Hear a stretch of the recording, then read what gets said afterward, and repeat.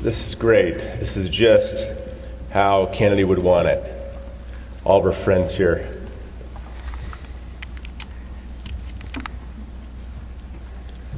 In December of 2012, I was at the Earl's Lodge at Snow Basin Ski Resort. And this is what I call her change. I dropped my boys off to ski that day with Jason and Heather, and I wasn't able to ski due to some recent surgery. And Kennedy was in the lodge listening to her movie and doing what she did best, letting her family enjoy. They were skiing. I asked Jason and Heather, I said, let me take her with me. And this is why I call it her change. As I exited Earl's Lodge with Kennedy arm in arm with me,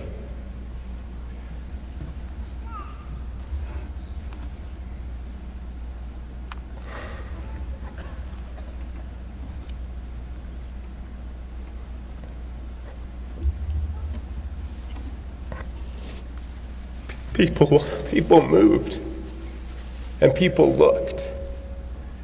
And I, as her uncle, thought, oh, people are just looking at her because Kennedy's blind and I'm helping her to the car.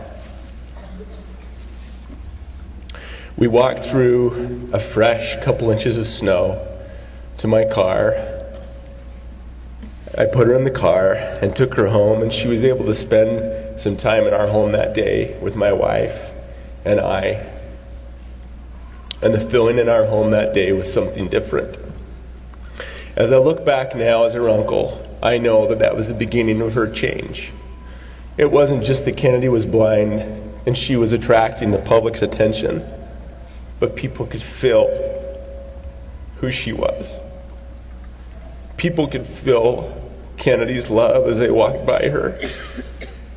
People were touched that day, as was her uncle. Jumping to October 25th, 2013, about right here, Imagine Dragons played over there. And we were able to enjoy an amazing night with Kennedy to listen to one of her favorite bands, the Imagine Dragons. Jason spent a lot of time back here. It was a tough night for him. But we stood here as the Imagine Dragons dedicated Radioactive to Kennedy. Awesome. How incredible. Touching on the nonprofit Kennedy's Hugs and Kennedy's reach. Above me is the Kennedy Hugs logo. And my wife was given the opportunity to design that, Brittany, for Kennedy's Hugs. And I know why Brittany picked her. Why Kennedy picked Brittany, because Kennedy always loved Brittany's fashion. And she wanted her logo to be just perfect. The right colors, the right design. And she picked the colors. Jason and Heather asked her what colors she wanted. And looking at Kennedy's Hugs, I'm just going to touch on a couple of numbers. As of a little over a week ago, if we look at the Facebook wall, Kennedy had about 8,000 fans. She'll break 60,000 fans today. The last ride, which threw me for a loop, is the brother and uncle. And every dad in this audience, and many dads across America and the world, has been viewed 7.6 million times. There's been over 13,500 personal written comments on the last ride. No, we haven't read them all. Maybe Jason has. I haven't. And I don't know what happened yesterday, but Facebook locked down at that level. The comments are locked at 13,500. So what does this mean? If we look at the D Event Center here today, That fan base on the last ride, or excuse me, the fan base on the Kennedy Hug site, people that follow Kennedy and love her, that would fill this center 50 times. Look around. 50 times. If we look at the number of individuals that have been touched by Kennedy and have viewed the last ride, it would fill this center 660 times. If we were to go hand in hand as humans, it would stretch 4,152 miles from LA to New York. This fan base equals the population of Utah, Idaho, Nevada, and Wyoming together. That's Kennedy. That's Kennedy's love. That's Kennedy's heart. That's Kennedy's want. Kennedy's hugs. It's interesting, over the last week, the messages have come in from around the world. There was a message over the weekend that says, we shared Kennedy's testimony of enduring trials in our church meeting in Thailand today. Fox News in Philadelphia reached out yesterday and asked if they could share her story with the community that so loves Kennedy in Philadelphia, Pennsylvania. And in Roy, Utah, right here by us, a bishop told me yesterday that his sacrament meeting last Sunday focused completely around the love of Kennedy and Hansen. Looking back to November, we held a Sweet 16 party for Kennedy, again at Weber State. Now I'm going to do this because Kennedy would tell me I can, and don't feel embarrassed or out of place if you couldn't make it, but how many of you were at the Kennedy Hug Sweet 16 party in November? Pretty good chunk of the crowd. That was one of the most amazing events that I have ever had the opportunity to attend and be part of. And to watch Kennedy Ann Hansen truly have her Sweet 16 party with all of her friends and all of her supporters. It was just the way she wanted it. A couple of stories that I'll share. I have many, many stories that I could share, but I've had to pick a few. The first one would be the kiss story, and many of you've read this. Many of you know it. About 2 or 3 weeks ago, when I was with Kennedy, I kissed her on the forehead, and she got a smile on her face, and she said, cheek, cheek, cheek.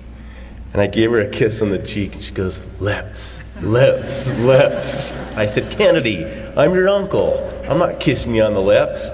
And she was totally teasing with me and had her great little personality working over her uncle a little bit. The second one would be the voicemails.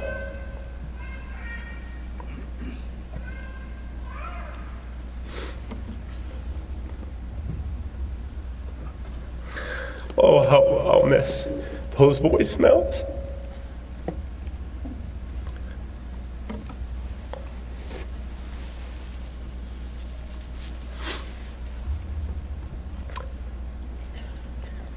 Brittany and I we don't have the opportunity to have a little girl. We got 4 boys, but we consider Kennedy kind of our little girl.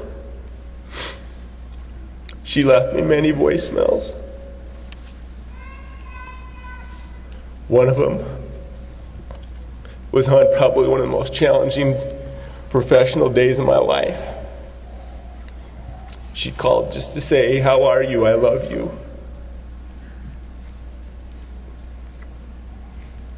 Those voicemails will always be cherished in my heart.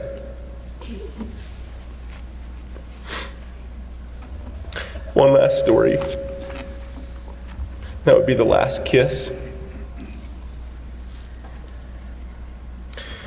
As we were able to spend a lot of time with Jason and having the last few days with Kennedy, Jason sent me some texts last night and said, you need to get here quick.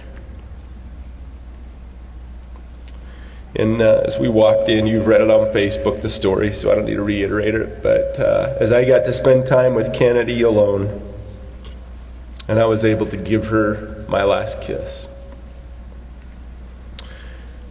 and I was able to sing to her, "I am a child of God," in her ear. And I can tell you today that she tried to sing that with me. So, where does this bring us? Bring us right where Kennedy wants us. Together, as a community. Together, as Kennedy hugs. Followers. She only wanted the best for everyone. She only wanted everyone to know that she loved them. She lives on. The change to me that Kennedy has given, I can never thank her enough for.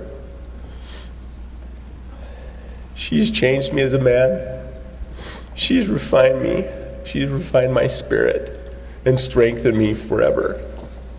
I will never forget my Kennedy. I'd like to share my feelings also and let you know that it doesn't matter what church you belong to or if you belong to any church at all. The most important thing to remember is the feeling that Kennedy's given us all. Hang on to that. Don't forget that. Remember that feeling and share it with others through hugs. I know that we will see Kennedy again, and I am grateful for that knowledge. I don't believe, I know. And I share that with you today as Kennedy's Hugs followers and supporters, as her uncle, Chris, and as the chairman of Kennedy's Hugs. I say these things in the name of thy Son, Jesus Christ. Amen.